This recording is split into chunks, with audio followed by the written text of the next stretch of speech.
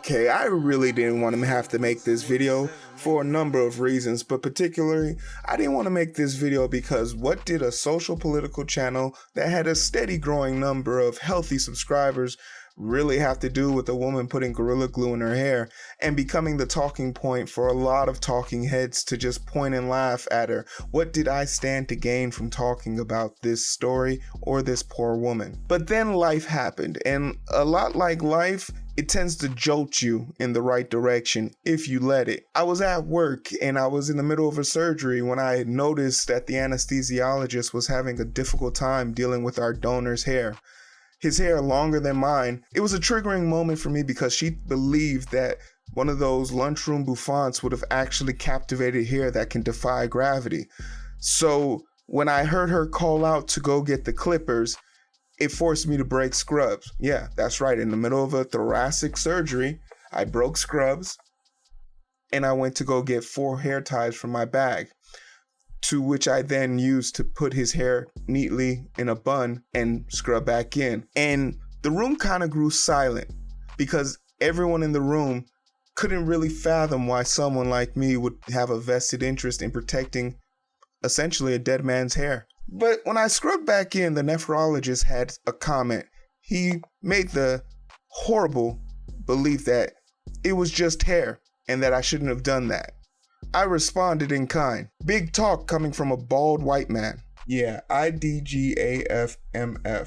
Tessica Brown's situation might bring a host or range of emotions, but it doesn't deny the fact that our representation in healthcare is paramount, because when there's a lack of representation in our healthcare system, bad things happen to people like us.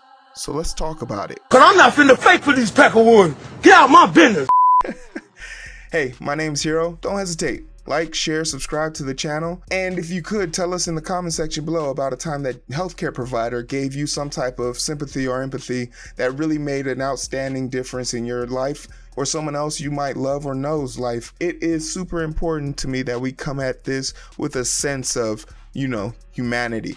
Because while her emergency wasn't a life and death situation, the fact that people decided to make a question of why she needed help the emphasis of the story is what's really bothering me, because you would never ask someone who's choking in front of you, well, what are you choking on and how did it get down there? Those would be irrelevant questions, but it is definitely a question you would want to ask them after you save them and get them help. And that's some free advice for all you police, by the way.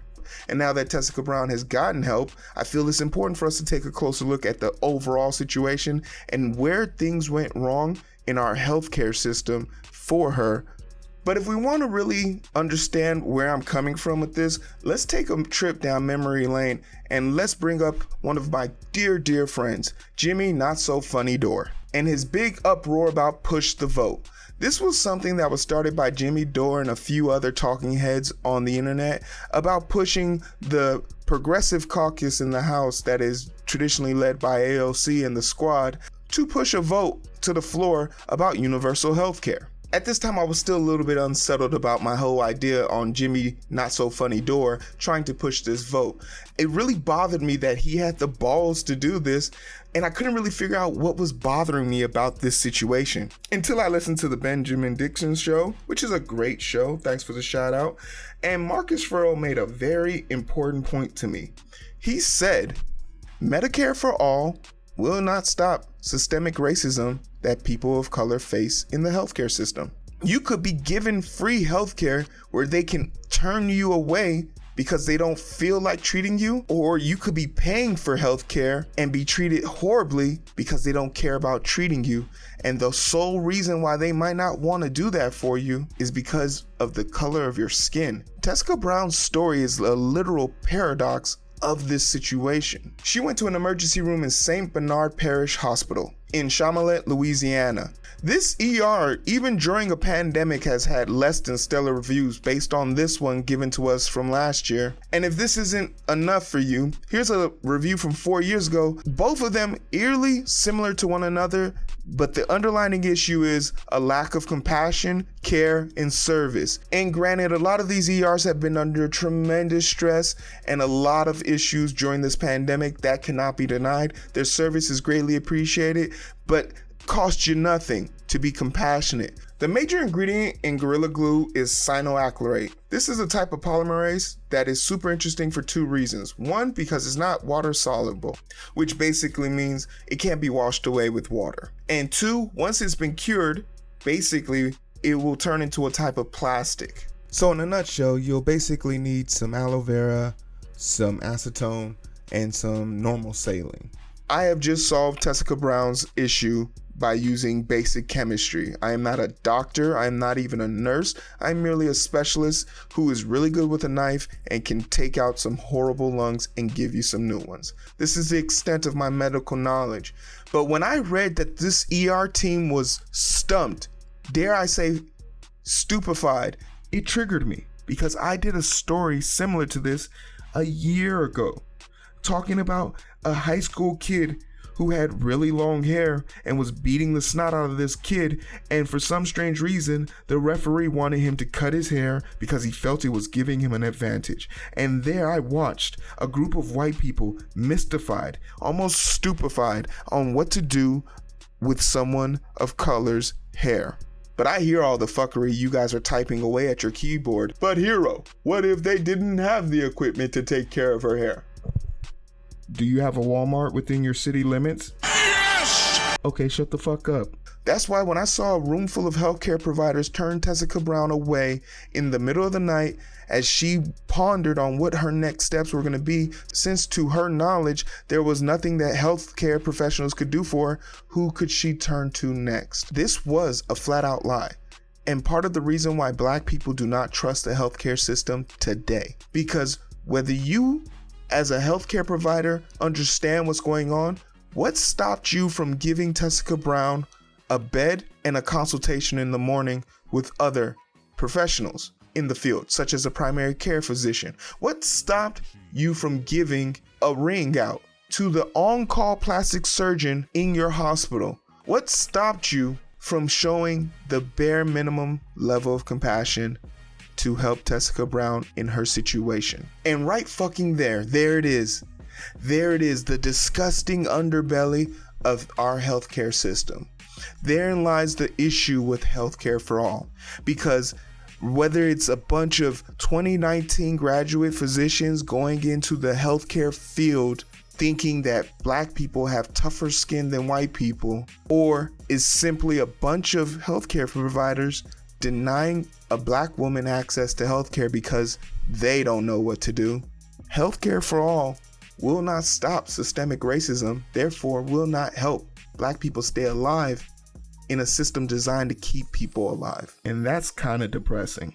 But did you really expect there to be a progressive movement for healthcare in the 49th worst state for women's health in the country? Yes, that's right, Louisiana. Congratulations, you suck. Okay, Heero, women's health is kind of being debated right now, which is not really up for debate. But if you're gonna go ahead and die on that hill, shoot yourself squarely in between the middle of your eyes, okay? Furthermore, if you're really concerned about the overall healthcare score, it's a measly 48. Good job, one up. And it doesn't get any better, because if you're a white woman or a black woman, it's still the 45th worst place for maternal outcomes. And we already know that that number is exacerbated for people of color. And their courts are some of the most restrictive when it comes to women's health. And I can hear all you ideologues typing again at your keyboards about, well, it is about the kids and we want to make sure they're okay.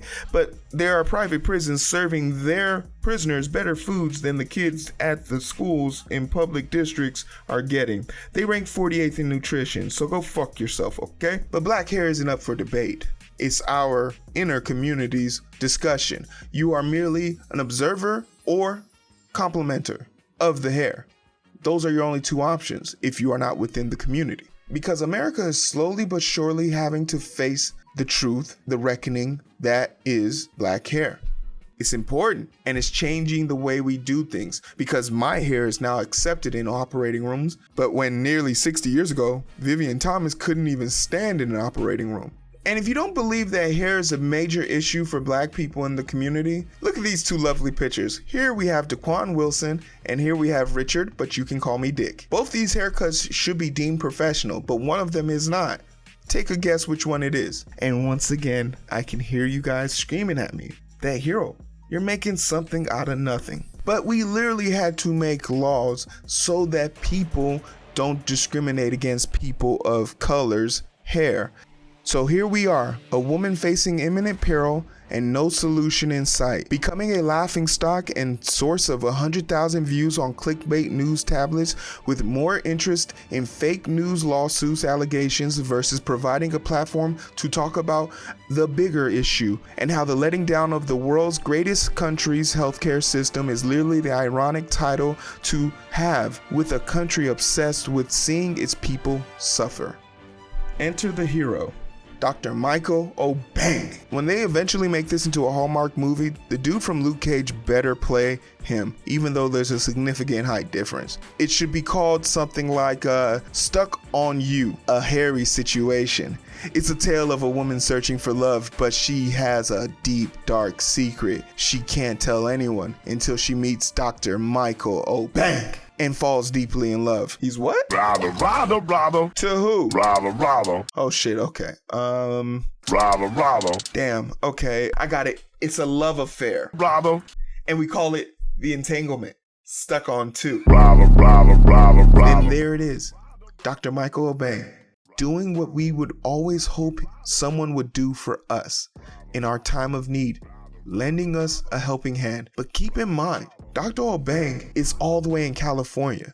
Louisiana had a plastic surgeon that they could have called in within 20 minutes to take care of this problem a month and a half ago for Tessica Brown. Thank baby Jesus for Dr. Michael Obeng, because he was able to help Tessica Brown. I hope he gets booked for every multi-billion-dollar contract from here on out. I hope he never has a day off that he doesn't want, because he gets so much goddamn business.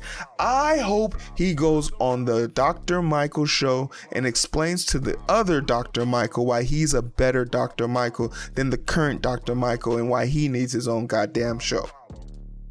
Preferably Dr. Michael's show. And until we get better representation and people who have a vested interest in seeing people of color properly being taken care of in the healthcare system, healthcare for all is merely just a slogan that people like Jimmy Not So Funny Door can say to make themselves feel better and continue to hold the badge of I'm a progressive without doing anything progressive.